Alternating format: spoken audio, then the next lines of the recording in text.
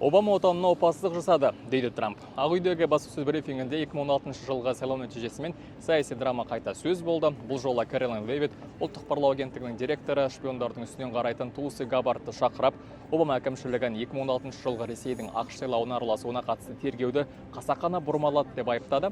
Хиллари Клинтонды күтпеген жерден тізе бүктірген Дональд Трамптың жеңісіне Ресейдің араласуы мүмкін екендігі жайлы пікірлердің айтылғаны.